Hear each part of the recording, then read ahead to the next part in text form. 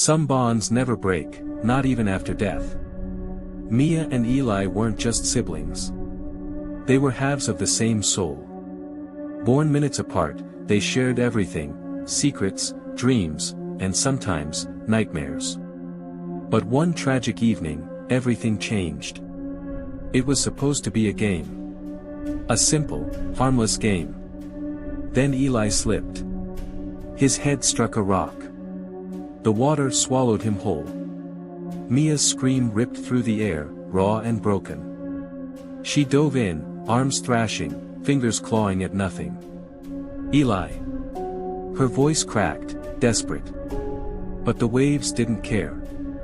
They carried him away as if he had never existed. When they pulled her out, Eli was gone.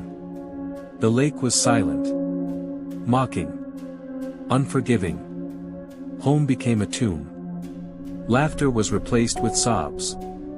Her mother collapsed on the floor, wailing. Her father stood frozen, his face pale, his soul hollow. And Mia? She drowned too, in guilt. She whispered to his picture every night. Begged him to forgive her. Prayed to turn back time. Then, the whispers started. A faint voice in the dark. Mia. She jolted awake, her pulse hammering. Eli. Silence. Then, the air turned heavy. The temperature plummeted. Shadows stirred in the corners of her room. At first, she blamed her grief. The flickering lights.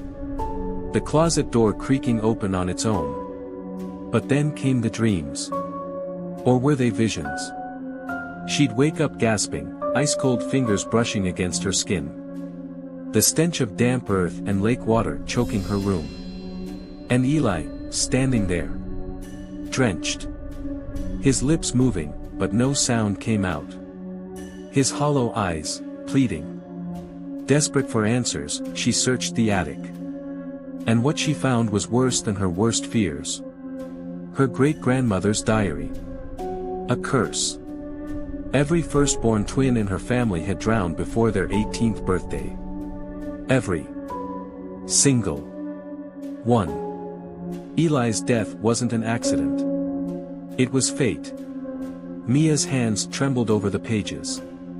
If the curse was real, then she was next.